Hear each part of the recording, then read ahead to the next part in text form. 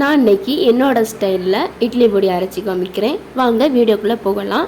வீடியோக்குள்ளே போகிறதுக்கு முன்னாடி நம்ம சேனல் டெய்லி சமையலை புதுசாக பார்க்குறீங்கன்னா சப்ஸ்கிரைப் பண்ணுங்கள். பக்கத்தில் இருக்க பெல் ஐக்கனை கிளிக் பண்ணுங்கள். அப்போ தான் நான் போடுற வீடியோ உடனுக்குடன் நோட்டிஃபிகேஷனில் வரும். வாங்க இப்போது வீடியோக்குள்ளே போகலாம்.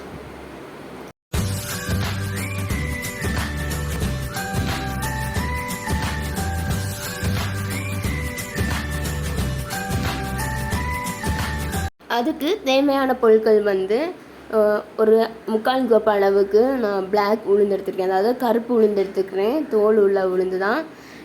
தோல் இல்லாத உளுந்தை விட நமக்கு தோல் உள்ள உளுந்து வச்சு செஞ்சோம்னா ரொம்பவே ஹெல்த்தி.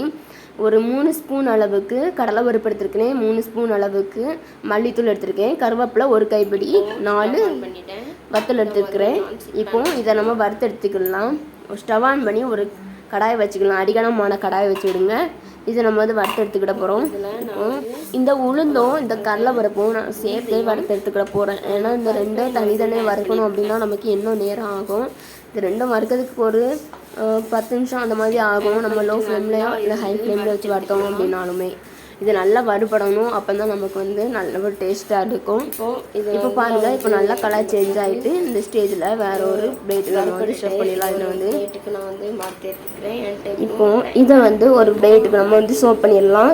இப்போது சோப் பண்ணிவிட்டு நான் வந்து மல்லி இருக்குல்ல, ஒரு 3 ஸ்பூன் அளவுக்கு எடுத்து வச்சுருந்தோம்ல, அதையும் இதில் சேர்த்து வறுத்துக்கிறேன். நான் வந்து இந்த சேர்க்குறது ஒரு பிளேட்டுக்கு மாற்றுறது அந்த வீடியோவில் அதில் எடுக்க முடியாது.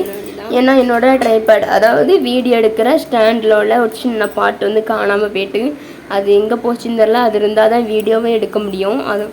ஸோ அதனால் கொஞ்சம் வீடியோ இப்படி தான் இருக்கும். கொஞ்சம் அட்ஜஸ்ட் பண்ணிக்கிடுங்க. நான் என்றைக்கு அது வாங்குறேனே தெரியல. இப்போ இதில் 1 ஸ்பூன் அளவுக்கு பெருங்காய பொடி சேர்த்துக்கலாம். நீங்கள் பெருங்காய பொடி இல்லை அப்படின்னா பெருங்காயத்தை கூட தட்டி சேர்த்துக்கலாம். இதை நல்லா இப்போ மிக்ஸ் பண்ணி விட்டுடுங்க. ஆக்சுவலி கொஞ்ச நாளாக ஒரு மாதமாக எனக்கு வந்து காலில் கொஞ்சம் அடிபட்டிருந்து. அதனால் ஒரு சமையல் ஒன்றுமே என்னால் பண்ண முடியல. ஏன்னா கொஞ்சம் நடக்கக்கூடாது அப்படின்ட்டு 1 மாதத்துக்கு சொன்னாங்க. அதனால தான் இப்போது இந்த ஸ்டேஜில் வத்தலும் வறுத்து எடுத்துக்கலாம். உள்ளே போட்டு வத்தல் கொஞ்சம் கருகிற மாதிரி வறுத்து எடுத்துக்கலாம். இப்போ ஒரு பிளேட்டு மாற்றிட்டேன். இது கூட ஒரு கைப்பிடி அளவுக்கு எடுத்துக்கிற கருவேப்பிலையும் சேர்த்துக்கலாம். கருவேப்பிலை கொஞ்சம் ஒரு நல்ல முறுமுறுப்பாக, அதாவது கொஞ்சம் கருகின மாதிரி வறுத்து எடுத்துக்கணும். அப்போ தான் நமக்கு நல்ல முறுமுறுன்னு அந்த கருவேப்பிலை ஆறின வரவும் தெரியும். இப்போ பாருங்கள், இந்த ஸ்டேஜில் நம்ம கருவேப்பிலையை ஒரு பிளேட்டுக்கு மாற்றிட்டேன். கருவேப்பிலை வேறு ஒரு பிளேட்டுக்கு தனியாக மாற்றிட்டேன். இதில் தேவையான அளவு உப்பு போட்டு வறுத்து எடுத்துக்க போகிறேன். நான் வந்து எப்போவுமே செய்யும்போது இந்த உப்பு வந்து வறுத்து தான் செய்வேன். இது இன்னுமே நல்லா டேஸ்ட்டாக இருக்கும். நிறைய பேர் உப்பு வறுத்தும் செய்கிறாங்க, நிறைய பேர் உப்பு வறுக்காமலே செய்கிறாங்க.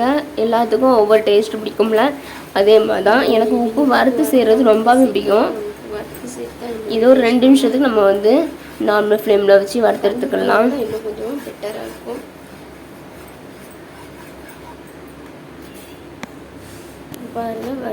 பாருங்கள் வறுத்து எடுத்ததெல்லாம் இப்படி தான் வச்சுருக்கிறேன். இந்த ஸ்டேஜில் இப்போ நான் வந்து ஸ்டவ் ஆஃப் பண்ணிக்கிறேன். இதை வந்து வறுத்து எடுத்தாச்சு. இது ஒரு பிளேட்டுக்கு கொட்டிக்கலாம். இப்போ பாருங்கள், எல்லாமே நல்லா ஆறினதை நான் இப்போ வந்து அரைச்சிட்டு வரேன். பாருங்கள், அரைச்சிட்டு வந்தாச்சு. அவ்வளோதான். இந்த வீடியோ பிடிச்சிருக்கேன்னு நினைக்கிறேன். பிடிச்சிருந்தா நம்ம சேனல் டெய்லி சமையலை சப்ஸ்கிரைப் பண்ணுங்கள். பாய். அடுத்த ஒரு வீடியோவில் வந்து சந்திக்கிறேன்.